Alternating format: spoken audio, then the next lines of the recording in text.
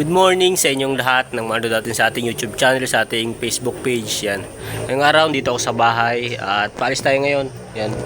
Motor tayo kasi nakikisuyo si Alma. Pupunta natin yung magdi-deliver ng materyales dun sa bahay ni Tatay Ben kasi hindi alam nung magdi-deliver doon. So kailangan nating i-convoy papunta doon at tulungan na rin paghahakot ng gamit para maipasok doon. Bukas magawa yung bahay ni Tatay Ben kasi sa ngayon hindi pa magawa kasi may gawa yung karpintero. So bukas daw gagawin. Tama-tama.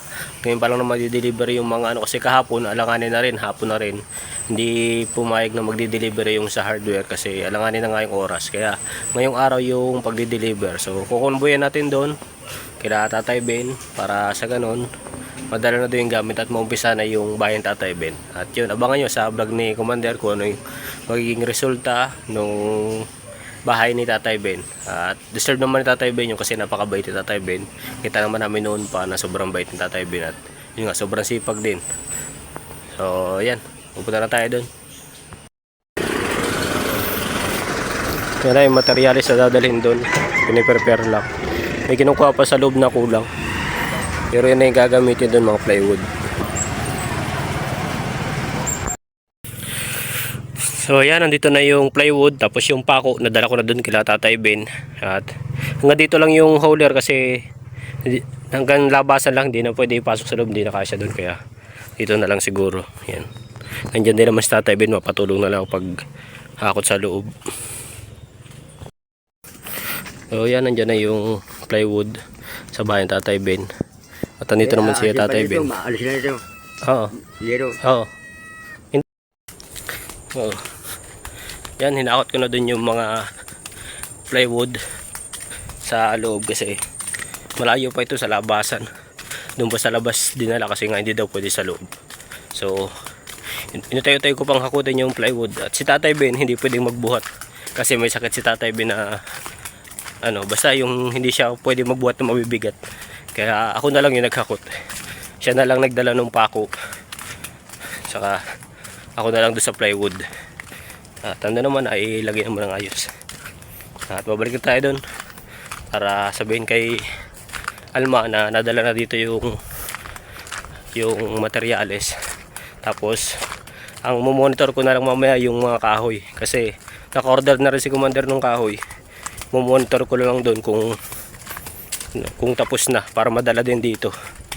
Pag madala na dito bukas pwede na magsimula yung karpentero umaga. Maaga man yung magsimula at saka mabilis din magtrabaho.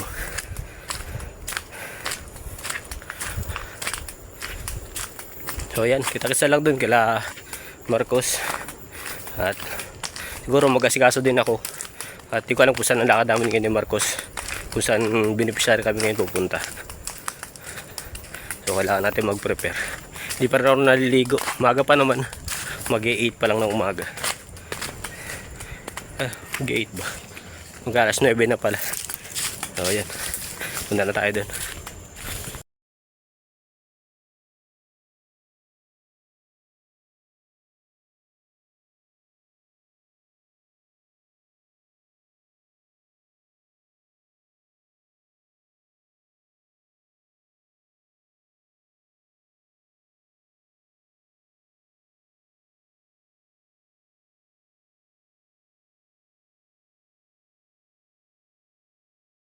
Yan, nakasilong muna kami kasi inulan na naman kami dito sa biyahe.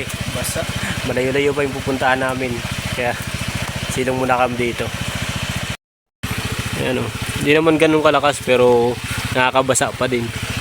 Medyo malayo pa yung pupuntahan namin kaya mas mabuti silong muna kami. Palipasin lang muna namin yan. Kahit medyo mahina basa din. Ayan. So yan, kakatapos lang namin mag-vlog dito na pag-interview ni Marcos dito kay Dayan, yung anak ng bulag na siya yung bubuhay sa pamilya niya. Yan, abangan nyo sa i-upload ni Marcos mamaya bukas, di ko alam kung kailan i-upload. At pabalik na kami, medyo natuyo na nga, inabot kami ng ulan sa daan. Pag alis namin doon sinisilungan namin kanina, inabot pa rin kami sa daan. Yung dinadaanan namin, wala nang mga kabahayan sa gilid kaya automatic, tuloy-tuloy lang yung takbo namin kahit tag-uulan na. Pero diretso na lang kahit basa na kami. Siguro magpalitan na kami sa bahay mamaya. Buti nga ngayon, uminit na naman. Akala ko talagang panahon dito. Parang nanluloko lang. Unpredictable. Ilang beses kaming ganito na ulan init. Nung sa Naga, ganito rin. Tapos ngayon dito, ganito pa rin. Ulan init pa rin. Kaya, yun, naman tayo magagawa. At ganito talaga dito sa Bicol. Kumbaga, parang tradisyon na sa Bicol to. Pag magde-December, ganito ang panahon dito. Maulan, init. Kaya, mga sanay na rin ng tao dito. So, ayan, pupunta na kami. Pabalik na kami ng Kapalonga. Putang ina, dumulas na lang ito. Kasya pa tayo dyan? Kasi siguro. Kaso inisip ko baka bumigay yan eh.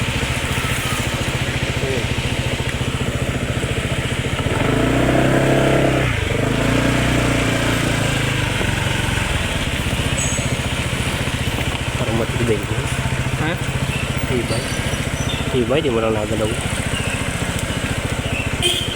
Baka muna ako. Sige.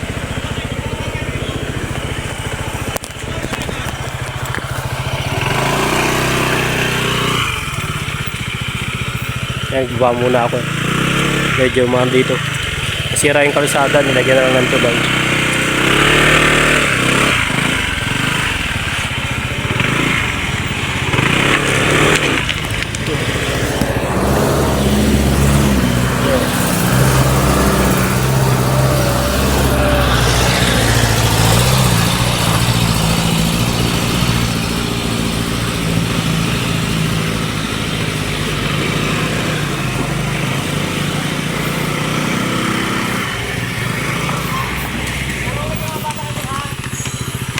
So yan, kakauwi lang namin at anong oras na, hapon na. So nakapag ligo na rin ako, nagbasa na rin ako ng buhok kasi yun nga, inabot kami ng ulan doon. Tagal namin din na sa biyahe namin papunta at sas pabalik. Buti na lang, medyo uminitan pabalik.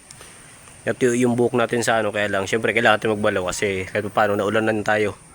Mabuti na yun para safe, hindi tayo magkasakit. At yun, at okay naman yung naging mission namin. Napuntaan naman namin si Dayan, yung sobrang sipag na bata. Nakakabilib yung bata na yun kasi siya yung bumubuhay sa pamilya niya. Nakakaawa yung sitwasyon nila. Yun nga, habang ini-interview ni Marcos si Dayan, yung kinikwento niya about dun sa naranasan nila na itong pagkabagyo is sobrang nakakaawa, nakakadurog din ang puso na ganun. Naranasan ko din yung mga ganung bagay, pero ay ko nga, alam ko yung pakaramdam nila na gano'n, na hindi kumakain ng gabihan dahil lang sa wala talaga, walang pag-anuhan. Tapos yung kung kani-kanino ka lang humihingi ng bigas, kasi kami danas din namin dati nung nasabang pa kami, ganun din naranasan namin na sa tita namin, may tita kami na may mga para siyang ano, nag-ano siya ng mga sa palay, yun doon lang kami minsan ng utang ng bigas, o minsan nga hindi na kami pinapautang, binibigyan na lang kami kahit 2 kilo para lang kahit paano makakain. Kaya nakaka-relate ako doon sa kwento ni Dayan na yung sa ganun pangyari sa buhay nila. At yun nga, sobrang kakawa. So ngayon naman napaabutan naman ng tulong. Sana magamit niya ng maayos yung perang binigay ng sponsor, mailaan niya sa pang-araw-araw nila. Bumili na siya ng bigas para sa ganun di sila maubusan. Bili sila kahit mga isang sako. Di nga lang dapat kami nang bibili, kaya lang hindi namin mabilan sa ano kasi sobrang layo nun, tapos sumuulan pa nung time na yun. Kaya kung sasakay namin sa motor, tsaka that time isang motor lang yung gamit namin. Pansin nyo naman, nakaangkas daw kay Marcos kasi yung motor ko, bago pa lang kami pumunta doon, nagka problema na yung motor ko. Kaya yun, maghahabol kami ng oras, iniwan ko na doon sa shop. Sabi ni Marcos, mag-aalanganin tayo kung antay pa natin maayos yung motor mo. Kaya sabi, umangkas na ako doon sa motor niya. At yun, nakaangkas ako doon sa motor niya. At yun, papunta kami doon. Ilada yan. Medyo malayo kasi yun, Panganiban. Malayo yun dito, siguro mga 3 oras biyahe. Wala naman, siguro, kulang 3 oras po ang biyahe doon papunta kay Ladayan. Kasi medyo may kalayuan nga. Bukod doon, nagdaan pa kami kay Ate Isabel. Kasi si Commander hindi makapag-vlog, hindi makalabas kasi medyo sumasama yung ng tiyan niya. Kaya kami muna yung lumabas. Kami na muna yung nag-vlog ni Marcos doon kila Ate Isabel. At okay naman, napahatid naman namin kung ano yung dapat ipatid ni Commander. Tapos ngayon nga, bukas kasi naman natin yung kay Tatay Ben na bahay sa materialis naman niya. Yun muna kasi natin bukas. Mamaya papalo up ko rin mamaya para sa ganoon ma-sure natin kung madi-deliver yung mga materialis sa Tatay Ben.